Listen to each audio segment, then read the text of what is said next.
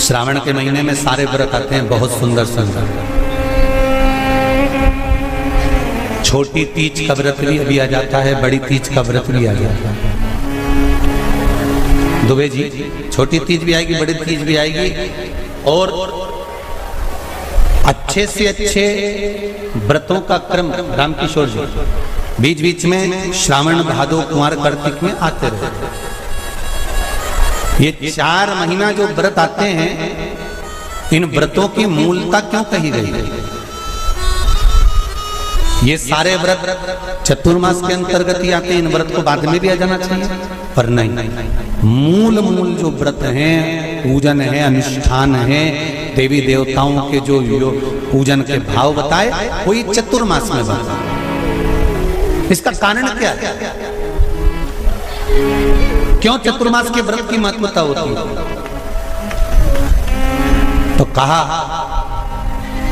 इस चातुर्मास के अंतर्गत स्त्री नारी जो व्रत धारण करती है, हाथों में चूड़ा पहनना, पाँव में पायल पहनना, महावुर लगाना, मेहंदी लगाना, ये जितने छोटी तीज, बड़ी तीज और अन्य तीजों आएंगे, त्योहार आएंगे चतुर्मास में, माताएं हरतालिका तीज हुई, छोटी तीज, बड़ी तीज हुई, भादों के कोई व्रत हुए, अनुष्ठान हुए, छठ हुई, पूजन, जो भी माताएं पूजन करेंगी उसके अनुसार वो हाथों में, शरीर पर 16 श्रृंगार धारण करती हैं, बहुत सारे श्रृंगार धारण करती हैं, और श्रृंगार धारण करने के साथ साथ माताएं अखंड सौभाग्य की वस्तुएं भी इन 30 त्योहार पर दान करती हैं।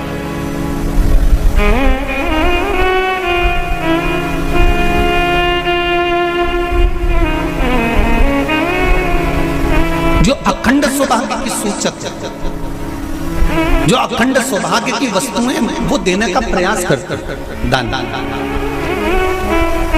क्यों जीजियो, एक बात बताओ, जितने भी माताएं कथा सुन रही हैं और जितने फेसबुक यूट्यूब पर सुन रहे हैं और जितने आस्था चैनल पर सुन रहे हैं, श्रावण के महीने की श्रावण शिव महापुराण की कथा सुन रहे हैं, एक बात दिल से बताना, जितनी सौभाग्यवती माताएं होती हैं, ये संक्रांति पर भी 13 चीजें दान करती हैं, 14 चीजें दान करती हैं। बीच में कोई 16 सोमवार का उद्यापन करेंगी तो भी सुहाग की सामग्री देंगी, उद्यापन करेंगी तो भी सुहाग की सामग्री देंगी, कोई कार्य करेंगी तो भी सौभाग्य की सामग्री देंगी। सौभाग्य की सामग्री का दान क्यों किया जाता है? सौभाग्य सूचक वस्तुओं का दान क्यों किया जाता है? सौभाग्य की वस्तुएं क्यों प्रदान करी जाती है, क्यों दी जाती है? उसका कारण क्या है?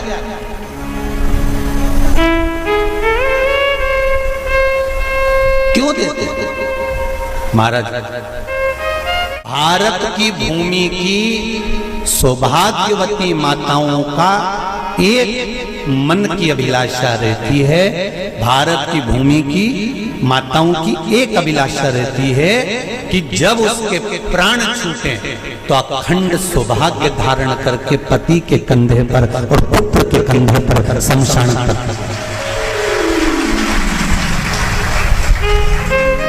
ये भारत की भूमि की माताओं की सोच, उनके मन का संकल्प, उनके मन का भाव। और विदेश की माताओं का क्या संकल्प होता है महाराज? भारत का एक संत विदेश गया, और भारत के संत जब विदेश गए तो वहां पर एक मां, एक स्त्री पति की कब्र के पास में बैठकर पंखा कर रही थी।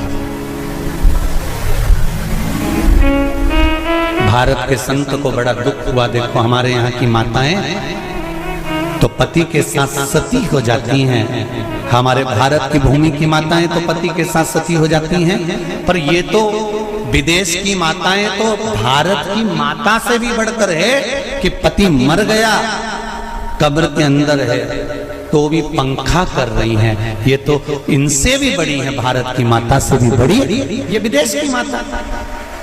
तो भारत के संत से रहा नहीं गया, और भारत के संत ने जाकर पूछ लिया विदेश की माता से, माँ जी एक बात बताओ, हमारे यहाँ पति के साथ पत्नी सती हो जाती है, वो प्रथम गिनती में आती है, पर तुम तो उससे भी बड़ी हो कि पति मर गया उसके बाद भी उसकी कब्र को पंखा कर रही हो। इतने में विदेश की माता ने कहा, मैं पति को पंखा नहीं कर रही, हमारे यहाँ नियम है जब तक पति की कब्र नहीं सूख जाए हम दूसरी शादी नहीं कर सकते, इसलिए पंखे से सुखा रहा।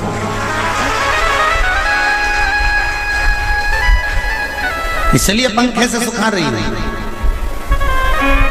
मेरे भारत की माताओं में और विदेश की माताओं में अंतर है साहब। मेरे भारत की माताएं अखंड सौभाग्य की वस्तुएं धारण कर कर अपने आप को गौरवान्वित महसूस करती हैं, और विदेश की माताएं ये सब वस्तुएं उतार कर गौरवान्वित महसूस करती हैं।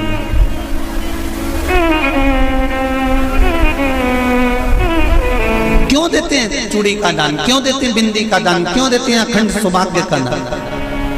किस महाराज एक बिछुड़ी नहीं, कितनी? 2 3 4 5 एक एक पांव में जोड़े से बिछुड़ी होना चाहिए, केवल एक नहीं, सिंगल नहीं। वो तो आजकल का फैशन हो गया महाराज, जो केवल एक बिछुड़ी धारण कर लो उसी में फैशन दिखे। श्रावण की शिव महापुराण की कथा कहती है, जब बेटी को विदा करा जाता है और पहली बार बेटी के पांव में जब बिछुड़ी डाली जाती है तो वो बिछुड़ी भी अलग अलग नहीं होती, उस बिछुड़ी के जोड़ को चेन से एक दूसरे से बंधा हुआ होता। बोला सही है कि गलत है? जितने आस्था चैनल पर कथा सुन रहे हैं, जितने फेसबुक पर सुन रहे हैं, यूट्यूब पर सुन रहे हैं, सुन लेना कि मेरे भारत की माताओं का जब पाणी ग्रहण संस्कार किसी बेटी का होता है, उसके पांव में जब पहली बार बिछुड़ा पिनाया जाता है, बिछुड़ी पिनाई जाती है, तो वो बिछुड़ी भी एक दूसरे से बंधी हुई होती है, चेन से बंधी हुई होती है। उसको अलग अलग वाली बिछुड़ी शादी के मंडप में नहीं पिनाई जाती। क्यों? जैसे ये बिछुड़ी एक दूसरे से पांव में बंधी हुई है, तुम्हारी जिंदगी अंतिम श्वास तक ऐसी ही बंधी की बंधी हुई है। यही बनना चाहिए। वो तो अब माताओं ने थोड़ा सा फैशन चेंज कर दिया, अब पांव में ज्यादा बिछुड़ी नहीं बनती, गड़ती है, चुभती है, एक बिछुड़ी धारण महाराज पर नहीं। बिछुड़ी भी 2 हो, जोड़े से। हमारी माताएं, भारत की भूमि की जो माताएं हैं, ये चूड़ी भी हाथ में पहनती है तो जोड़े से पहनती है। बोलो जैसा सही है कि गलत है? एक अकेली चूड़ी माताएं हाथ में धारण नहीं करती हैं। अगर भारत की भूमि की संस्कारित माताएं हैं और भारत की भूमि की सभ्यता और संस्कृति को जानती है तो अकेली चूड़ी नहीं, जोड़े की चूड़ी पहनेगी, 2 चूड़ा डालेगी, 4 डालेगी, 12 डालेगी, पर सिंगल नहीं, अकेले। और सरल भाषा में समझ लो, हमारे यहाँ ठेले पर लेने जाओ तो जो केले अपन खाते हैं वो भी सिंगल नहीं देते, उसको भी जोड़े से दिया जाता है। 2 दूं की, 12 दूं की, आधी दर्जन दूं की 1 दर्जन। अब अंदाजा लगाइए, हमारे यहाँ देने का भी एक भाव है। श्रावण के महीने की शिव महापुराण की कथा, जिसका नाम है श्रावण शिव महापुराण की कथा, ये कहती है कि पार्वती जी ने और गंगा जी ने ये चतुर्मास में जितना सौभाग्य का दान दिया है, उनके बराबर दुनिया का कोई व्यक्ति इतना सौभाग्य का दान नहीं दे सकता जो माता गंगा और पार्वती दोनों दान दे रहे हैं।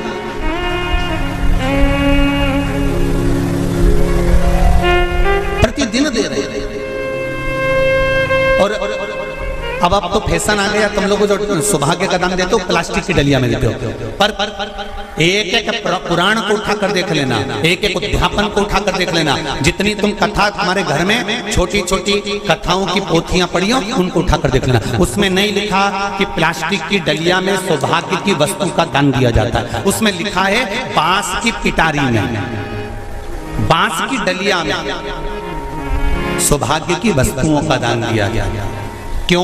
क्योंकि बांस वंश की वृद्धि करता है, बांस सौभाग्य की वृद्धि करता है, और बांस अखंड सौभाग्य, जैसे बांस का पौधा बढ़ते चले जाता है, बढ़ते चले जाता है, उसी तरह बांस की डलिया में जब दान दिया जाता है, बांस की टोकनी में जब दान दिया जाता है, तो ये भाव रखा जाता है कि तुम्हारा सौभाग्य ऐसे ही बढ़ता रहे। पर अब थोड़ा सा फैशन चेंज हो गया तो प्लास्टिक की डलिया। पर प्लास्टिक की नहीं। महाराज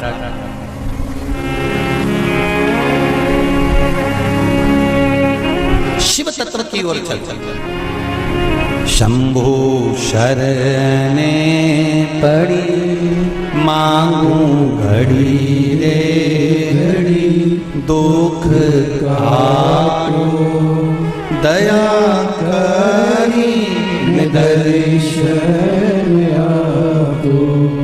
तो गंगा मैया और पार्वती मैया चतुर्मास के अंतर्गत जो त्योहार पड़ता है, चतुर्मास के अंतर्गत जो व्रत पड़ते हैं, ये किसी दूसरे के नहीं है। तीज का व्रत माता पार्वती का, छठ का व्रत माता पार्वती का, चतुर्थी का व्रत माता पार्वती का, ये सारे व्रतों की शुरुआत गंगा और पार्वती ने अपने बल से। बोलो हर हर महादेव। ये अपने बल से बनाना, अपने बल से।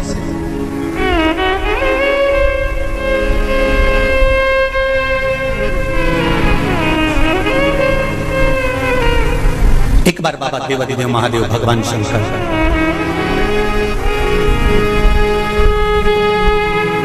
भोलेनाथ नंदी को लेकर निकले।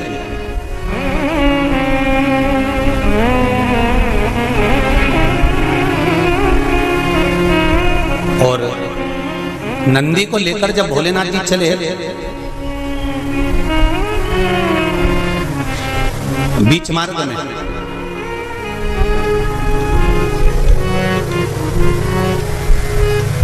जिस चंचुला देवी का पति बिंदुक के प्राण छूटे थे, और जो चंचुला देवी माता पार्वती की सेवा में लगी हुई थी, वो चंचुला देवी का दर्शन भगवान शंकर को और शंकर भगवान का दर्शन चंचुला देवी को। अब देखिएगा जरा कथा पर विशेष ध्यान रखना। श्रावण महीने की शिव महापुराण की कथा कर रही है कि नारी का अखंड सौभाग्य कैसे रह सकता है।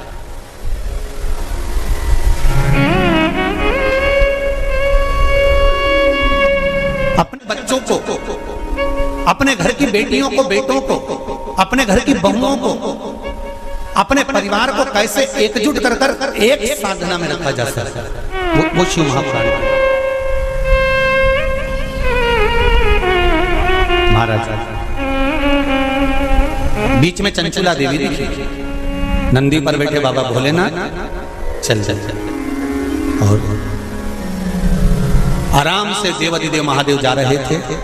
नंदी अलमस्त होकर चल रहे थे, हाथ में बाबा के त्रिशूल त्रिपुंड, मस्तक पर भस्म रमाए हुए, जटाजूट बांधे हुए, मस्तक पर सुंदर चंद्रमा है, और गंगा की धार बहते बहते देवाधिदेव महादेव चंचुला के सामने आ गए। चंचुला वो जिसका पति बिंदु प्रेत योनि में पड़ा हुआ था, और बेदब्य था उस चंचुला ने धारण कर कर रखी थी, उसका पति जीवित नहीं था।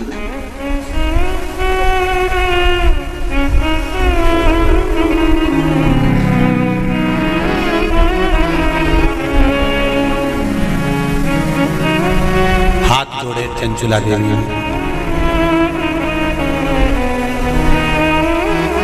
और निवेदन करा, महाराज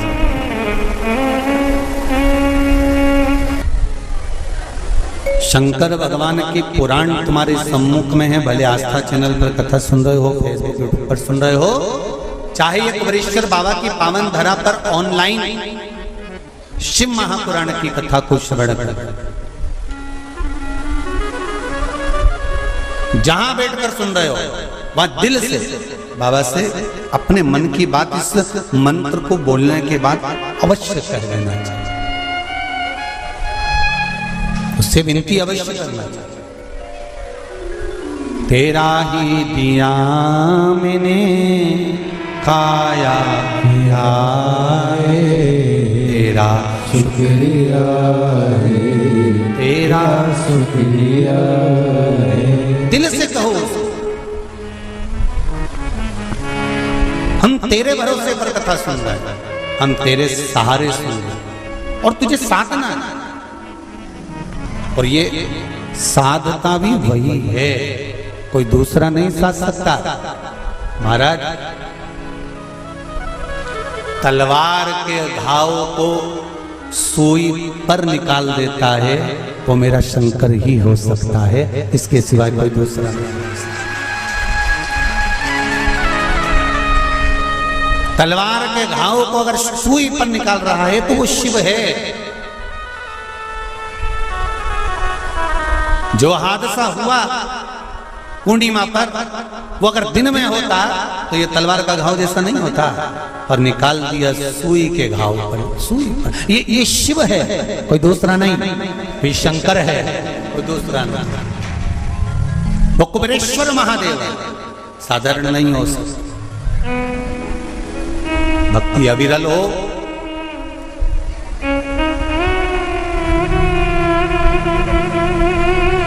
चारों तरफ लोगों ने कह दिया, कोई कहे 50 चले गए, कोई के 20 चले गए, कोई के 40 चले गए, कोई के ऐसा हो गया, कोई कहे वैसा हो गया। पर प्रकृति के आगे कुछ नहीं। कब कोरोना महामारी आकर चली जाती है, कब हवा तूफान आकर चले जाता है, किसी को नहीं। ये तो शिव है जो सादा। चंचुला, आपने मेरा मार्ग क्यों रोक दिया? भगवान देवादिदेव महादेव ने पूछा।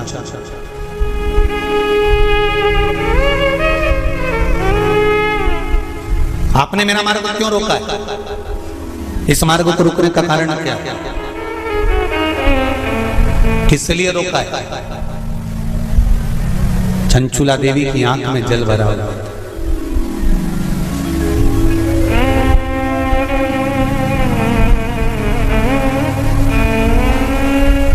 मैं बेधब्य हो गई। चंचुला देवी कहती हैं, मेरे पति के धाम को मुझे वापस जाना है। जिस लोक में मेरा पति रहता है, मुझे उस लोक में जाना है। शंकर भगवान ने एक बात बड़ी सुंदर कही चंचुला देवी को, आपको मालूम है? चंचुला,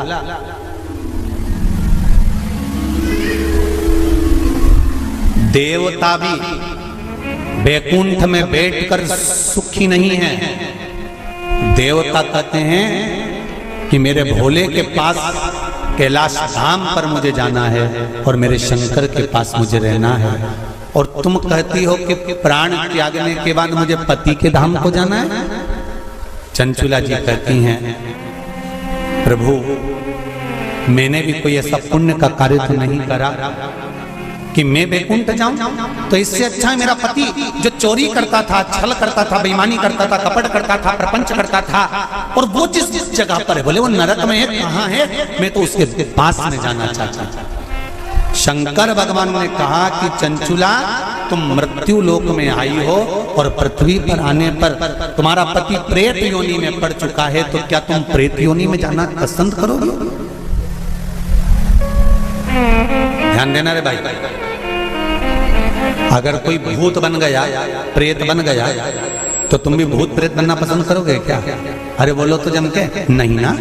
तुम क्या करना पसंद करोगे कि अगर कोई भूल से भी भूत बन गया है, प्रेत बन गया है, शिव महापुराण की कथा कहती है, अगर बिंदु का प्रेत योनि में चला गया है, तो तुम्हारा फर्ज है, अगर परिवार का कोई सदस्य अगर प्रेत योनि में पड़ा हुआ है, तो उस प्रेत योनि से मुक्त कराकर परमात्मा के चरणों में जाकर रख देना, ये परिवार के सदस्य का कर्तव्य बनता है।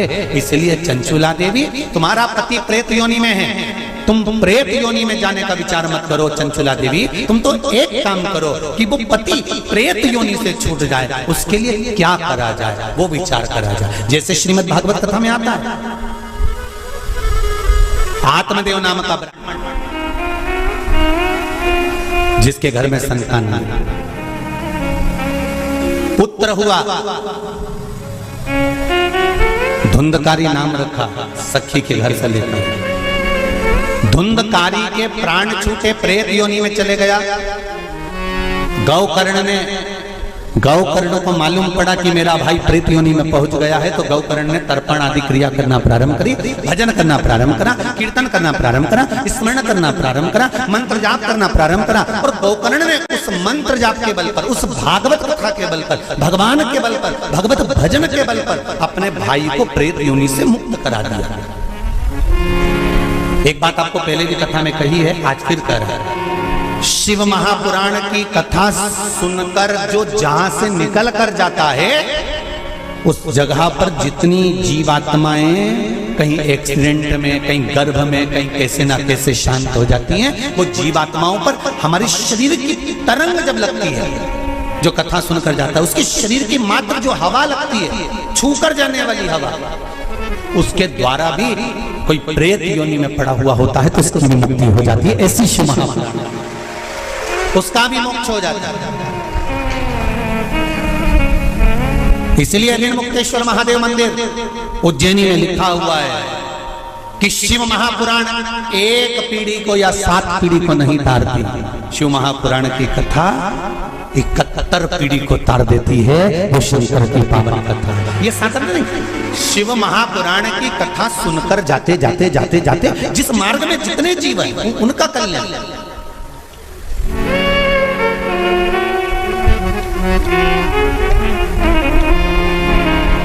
इतना तो करना स्वामी जब प्राण तन से निकले। मरना निश्चित है, प्राण छूटेंगे ये निश्चित है, कब छूटेंगे ये पक्का पता नहीं, किसकी कितनी उम्र है ये मालूम नहीं है। तो एक काम तो कर सकते हैं, भगवान से प्रार्थना तो कर सकते हैं कि बाबा ऐसी कृपा करना, ऐसी दया करना, मेरी ऐसी बुद्धि करना कि तेरा भजन करते हुए, तेरा दर्शन करते हुए, तेरा कीर्तन करते हुए, तेरा मंत्र जाप करते हुए मेरे प्राण छूट जाए। इतना तो करना स्वामी जब प्राण से निकले, गोविंद नाम लेकर जब प्राण से निकले। भगवान से इतनी प्रार्थना जरूर करना कि तेरे भजन करते करते, तेरा स्मरण करते करते, तेरा मंत्र जाप करते करते, तेरा कीर्तन करते करते, तेरी कथा श्रवण करते करते, दान पुण्य सत्कर्म करते करते, तीर्थ आदि करते करते, गंगा का स्नान, यमुना का स्नान, सरयू का स्नान करते करते, सारी पुरियों का स्नान करते, पूजन करते करते मेरे प्राण तेज में समा जाए। इससे बढ़कर कोई सुख जीवन का नहीं हो सकता, इससे बढ़कर कोई आनंद नहीं हो सकता।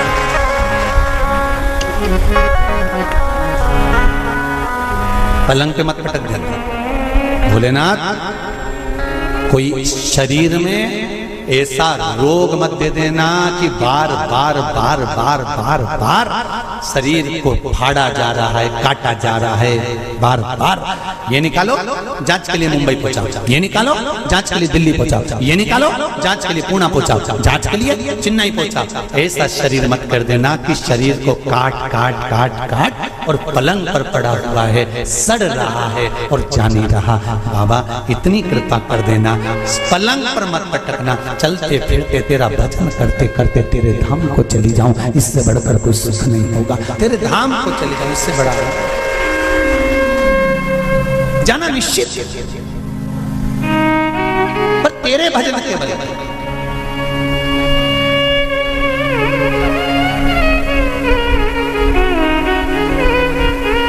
महाराज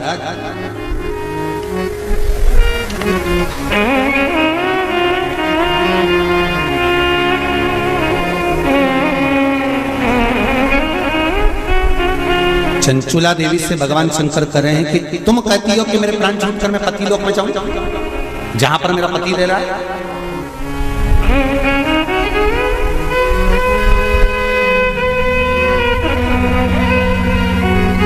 फिर ध्यान दो, इसको और सरल तरीके से समझ लो। पति मदिरा की दुकान पर बैठ रहा है और पत्नी अपनी सास से कह दे मैं तो वही रहूंगी जहां मेरा पति रह गया है। जम के तो बोलो जरा, जहां मेरा पति रह रहा मैं तुम्हारा हूं। पति मदिरा की दुकान पर बैठा है, मदिरा का नशा कर रहा है, तो क्या पत्नी वहां जाकर नशा करेगी? अरे बोलो जम के, नहीं। शिव महापुराण का ये संवाद याद रखना, शंकर भगवान चंचुला देवी से कह रहे हैं पति के लोक नहीं, पति अगर प्रेत योनि में पड़ा है तो उस योनि से छुड़ाकर शिव लोक में पति को लेकर आ और खुद भी शंकर की शरणागति ग्रहण कर ले। पत्नी धर्म पत्नी वो होगी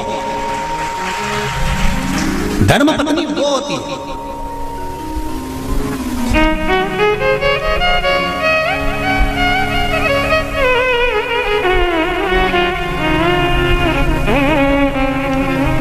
नहीं,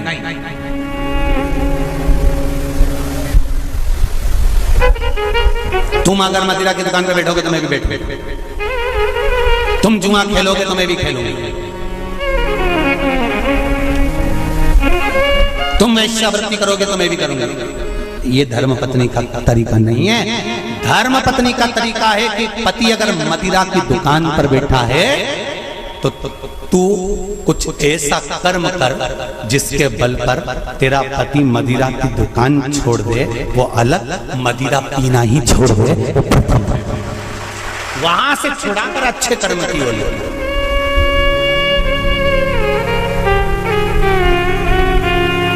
ये दुबे जी भी बैठे हैं कथा में और ये बोरबन जी भी बैठे होंगे महाराज, और ये सत्यता की बात कर रहे हैं हम दुबे जी को भी और रामकिशोर जी। तुमसे ज्यादा कथा करवाने का भाव तुम्हारी धर्म पत्नियों ने ही प्रेरित करा होगा, ये निश्चित है। ये हम भाव से, क्योंकि पति को सतमार्ग तक लेकर जाना, पति को सतमार्ग की ओर प्रेरित करना। और आज भी कमी नहीं है, सावन का महीना चल रहा है, आज भी जितने लोग आस्था चैनल पर कथा सुन रहे हैं, फेसबुक यूट्यूब पर कथा सुन रहे हैं, मेरा विश्वास कहता है कि घर की माताएं, घर की धर्म पत्नियां अपने पति से एक बार तो कहती होंगी, सुनो जी सावन का महीना चल रहा है, आज अपनी छुट्टी है, एक काम करते हैं 2 लोटा पानी लेते हैं और ले जाकर समर्पित कर देते हैं। सुनो आज छुट्टी है, एक बेलपत्र बाबा को चढ़ा देते हैं। आज छुट्टी है, एक काम करते हैं, हो सकता है सोमवार के दिन हमको ऑफिस जाना पड़े, हो सकता है सोमवार के दिन हमारा वर्किंग डे रहे, इसलिए काम करते हैं रविवार आ रहा है, शनिवार आ रहा है, कोई छुट्टी का दिन आ रहा है, अपन एक काम करते हैं शंकर का अभिषेक करवा लेते हैं, किसी ब्राह्मण को घर में बुलाएं, शिव जी का अनुष्ठान करवा लें, शंकर का अभिषेक करवा लें, पूजन करवा लेते हैं, एक काम करते हैं चलो अपन शिव के धाम चलते हैं। ये धर्म पत्नी अपने पति को प्रेरणा देकर कहीं ना कहीं सतमार्ग की ओर जोड़ देती है, उसको धर्म पत्नी कहते हैं। वो तो कहीं कहीं की ऐसी जगदम्बा होती है, पति अगर गलत भी करता है ना तो वो कभी नहीं कहती कि तुमने गलत काम कर कर, क्योंकि वो सोचती नहीं है ना, वो तो अच्छा है। मेरे माता पिता ने शादी कर दी तुम्हारे साथ, तुम मदिरा की दुकान पर बैठे हो कि वेश्यावृत्ति कर रहे हो कि मांसाहार कर रहे हो कि क्या कर रहे हो, उसको कोई मतलब नहीं, वो तो लगी, उसे कोई मतलब नहीं कि ये कहां जा रहा है कि क्या कर रहा है। पर जो दिल से चाहता है, धर्म पत्नी अगर पति को हृदय से, उसका नाम ही धर्म पत्नी है, हमने पत्नी नहीं बोला, हम धर्म पत्नी कर, धर्म पत्नी होगी। पति अगर गलत कर रहा होगा तो उसको मार्ग से खींच कर लेकर।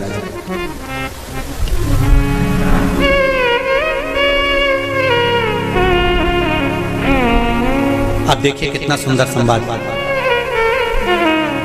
चौसर खेल रहे थे पांडव चौसर खेल रहे थे। द्रौपदी से पूछा गया, क्यों द्रौपदी, तुम्हारे पति जुआ खेल रहे थे और तुमने उसको मार्ग नहीं दिखाया, सतमार्ग नहीं बताया, तुम धर्म पत्नी हो द्रौपदी, सतियों की गिनती में आता है तुम्हारा नाम, और तुम तुम्हारे पतियों को गलत मार्ग से निकाल कर नहीं लाई। द्रौपदी कहने लगी, मुझे तो मालूम ही नहीं था, पहली बात तो ये कि मैं अंदर केश सुलझा रही थी, जब मेरे केश पकड़कर खींच कर लाया गया और भरी सभा में लाकर खड़ा करा गया, तब मुझे मालूम पड़ा कि मेरे पति चौसर खेल रहे हैं, जुआ खेल रहे हैं, और मैंने हाथ जोड़कर निवेदन करा, तुम ये क्या कर रहे हो, तुम ये क्या कर रहे हो। आज भी नियम है महाराज, कोई मदिरा पान में डूबा है, कोई वेश्यावृत्ति में डूबा है, कोई मांसाहार में डूबा है, कोई गलत काम में जुए आदि में डूबा हुआ है, तुम छुड़ा कर रह गए कि मत जा, मत कर, तुम छुड़ा कर रह गए। तो शिव महापुराण का एक बड़ा सुंदर भाव वर्णन करा गया महाराज, बड़ा सुंदर महाराज। शमी के 5 पत्ते, बेलपत्री के 5 पत्ते, बेर के 5 पत्ते, क्या क्या चीज है जरा जम के बोलो। शमी के 5 पत्ते, बेर के 5 पत्ते और बेलपत्री के 5 पत्ते। महाराज, श्रावण महीने की दोनों अष्टमियों में से कोई भी अष्टमी, ये भी जरूरी नहीं है कि सोमवार की ही अष्टमी थी, श्रावण महीने की दोनों अष्टमियों में से कोई भी अष्टमी को बेर के पत्ते पर लाल चंदन, बेलपत्री के पत्ते पर पीला चंदन, शमी के पत्र पर केवल कोई चंदन लगाने की जरूरत नहीं, सादा केवल एकदम कुछ भी उसमें लगाकर नहीं, सिंपल। पहले लाल चंदन वाले पत्ते, फिर बेलपत्री के पत्ते, फिर शमी के पत्ते शिवलिंग के ऊपर समर्पित कर कर उसको उठाकर वापस लाकर बेलपत्री के पेड़ के नीचे ही 1 लोटा जल समर्पित कर कर पहले पत्ते चढ़ा देंगे, फिर लोटा भर जल समर्पित कर देंगे। उसी चढ़े हुए पत्तों में से 5 बेलपत्र को लेकर अपने घर जा रहे और अवधूतेश्वर महादेव, कौन से महादेव? अवधूतेश्वर महादेव। ये अवधूतेश्वर महादेव कौन से हैं? आपको कथा में कई बार वर्णन करा गया है। शंकर भगवान को क्रोध आया, ब्रह्मा जी ने क्रोध को लिया, समुद्र में डाला। उस रूप को क्रोध का एक रूप था, क्योंकि जो मदिरा पान करने वाले होते हैं, व्यसन करने वाले होते हैं, गलत काम करने वाले होते हैं, इनको सुधार कर जाओ। जितना तुम समझाओगे ये उतना आग बबूला होंगे। तुम बच्चों से कहोगे गलत लड़के के साथ रहना मत रहे, तो और ज्यादा क्रोध करेगा, और चिड़चिड़ करेगा, और अपशब्द कहेगा। तो ये क्रोध को संयमित कर देगा। अवधूतेश्वर महादेव, अवधूतेश्वर महादेव का स्मरण कर 5 पत्तों को लेकर आइए। कुछ समय बाद जैसा जैसा समय की अनुकूलता मिले, आप किसी मदिरा का पान करने वाले या किसी व्यक्ति को वो पत्ते दोगे या प्रसाद के रूप में दो तो अच्छी बात है, नहीं तो उस पत्ते का थोड़ा थोड़ा भाग भी प्रतिदिन मात्र 21 दिन तक अगर थोड़ा थोड़ा भाग भी दे दिया जाए तो धीरे धीरे धीरे धीरे मदिरा पान, व्यसन, गलत आदतें छूटना प्रारंभ हो जाती है और वो शंकर की शरणागति ग्रहण करता है। महाराज, शिव अर्चना, ये तो अभी अभी लोगों की थोड़ी सी सोच गलत हो गई। ये दुनिया के लोगों को ये तो मालूम नहीं है भगवान शंकर के लिए। हाँ, शंकर भगवान के पास में भांग रहती है, शंकर भगवान के पास में भांग रखी हुई होती है। शंकर भगवान का भांग का श्रृंगार होता है, क्योंकि उसको बूटी के रूप में, औषधि के रूप में लिया जाए। पर कोई कहे कि शंकर भगवान भांग का नशा करते हैं, तो ये संसार के लोगों को समझा देना कि शिव भांग का नशा, मेरा भोलेनाथ भांग का नशा नहीं करते, शिव नशा नहीं।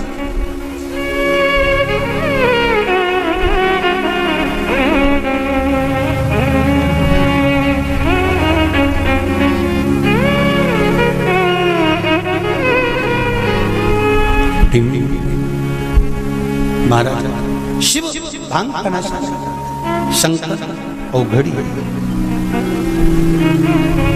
मेरा भोलेनाथ औघड़ दानी, और मेरा शिव जब औघड़ी, मेरा शंकर जब भोलेनाथ औघड़ी, जितनी वस्तुओं को धारण करता है ये सब औषधि के रूप में प्रयोग में है, सब औषधि।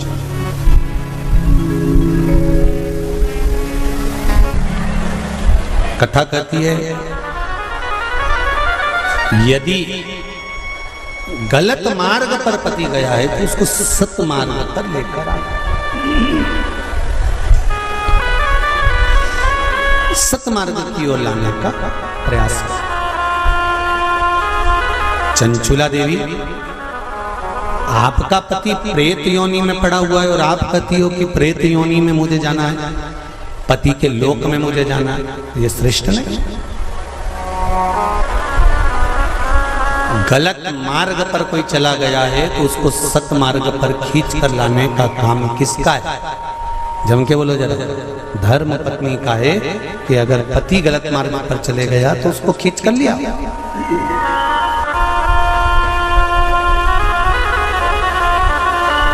यदि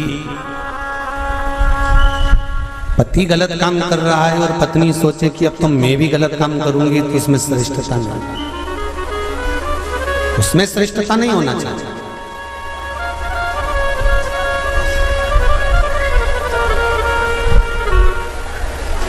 अब मेरे उघड़दानी मेरे भोलेनाथ ने कहा, चंचुला तुम्हारा पति प्रेत योनि में पड़ा हुआ है, केवल एक धर्म पत्नी ऐसी होती है जो पति को प्रेत योनि से भी छुड़वा सकती है। श्रावण शिव महापुराण की कथा बड़े ध्यान से सुनना मेरी जीजियों, स्मरण करिएगा जरा कि धर्म पत्नी में वो बल होता है कि पति को प्रेत योनि से भी छुड़ाकर बाहर कर सकती है। धर्म पत्नी, धर्म पत्नी।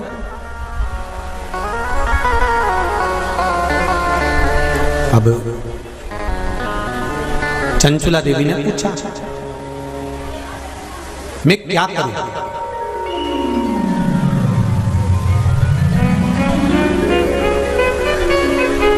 शंभो शरणे पड़ी मांगो घड़ी घड़ी दुख तारो, दया करी निदर्शन आओ।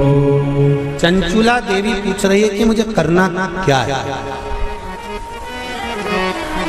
पति को प्रेत योनि से कैसे मुक्त किया जा सकता है?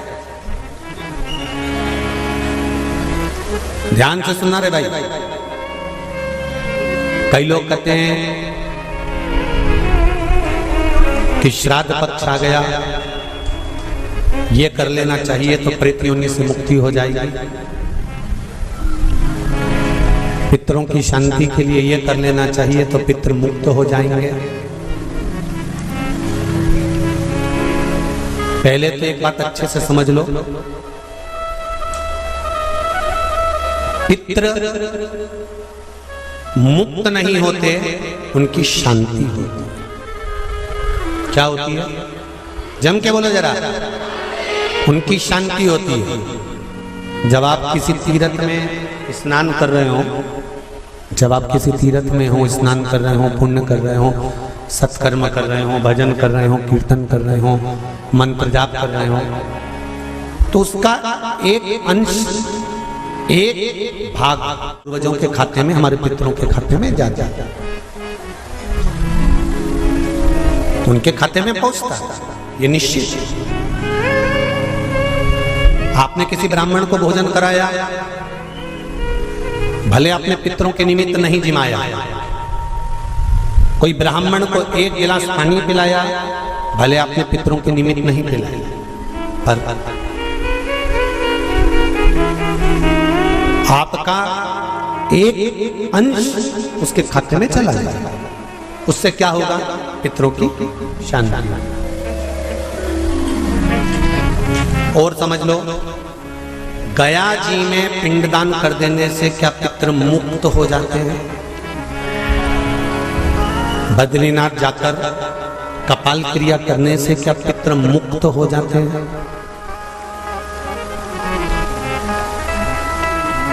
भाई, गया जी जाना तो वहां के पंडा जी से पूछना, हम यहाँ पिंडदान कर देंगे तो क्या वो मुक्त हो गए? पंडा जी कहेंगे, आप अपने पूर्वजों को गया का पिंड देकर, उनका पिंडदान कर कर आप उनको भगवान विष्णु के चरणारविंद में छोड़ गए, पर आप घर जाना तो घर पर जब जब श्राद्ध पक्ष आए तब ब्राह्मण को भोजन जरूर करो। भले तुम भूख मत देना, कौवे का मत निकालना, पर एक काम जरूर करना कि ब्राह्मण भोज कराना। उससे क्या होगा?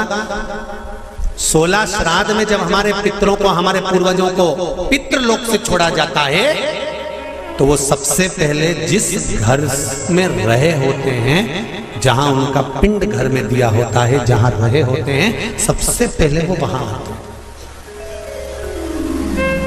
सबसे पहले वहां आएंगे। और अगर तुमने उनकी तिथि पर, उनके वार पर अगर आपने भोजन करा दिया है, तो उनकी मुक्तता नहीं, उनकी शांति हो जाती है।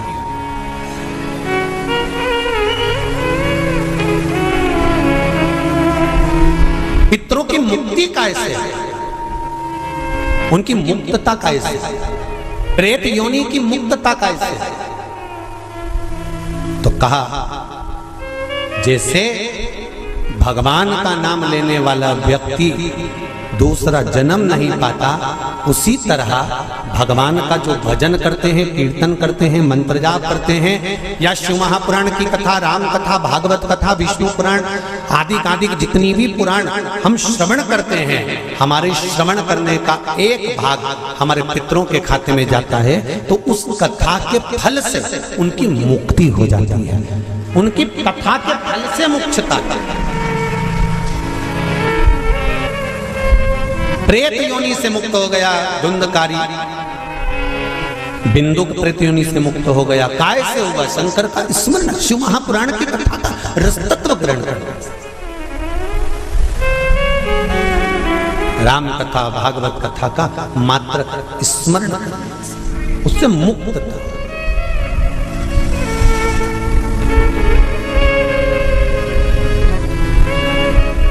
श्राद्ध पक्ष में चाहे चतुर्मास के अंतर्गत श्रावण का जो महीना चल रहा है, इस श्रावण के महीने में आप जो भगवान शंकर को 2 लोटे से जल चढ़ा रहे हो, 2 लोटे नहीं हो, घर में 2 कलश नहीं हो, तो कलश के ऊपर एक कटोरी भी रख कर लेकर 2 कटोरी से आपने अगर जल समर्पित करा है, इसका एक अंश हम पहले भी कथा में कहकर आए हैं कि आप शंकर भगवान को जब जल चढ़ाते हो, शंकर भगवान को जब जल समर्पित करते हो, उसका एक अंश घर में रहने वाले प्रत्येक मनुष्य के, प्रत्येक जीव के खाते में चला जाए। सारी समस्या का हल, जम के बोलो जरा, 1 लोटा जल, ये सारी समस्या का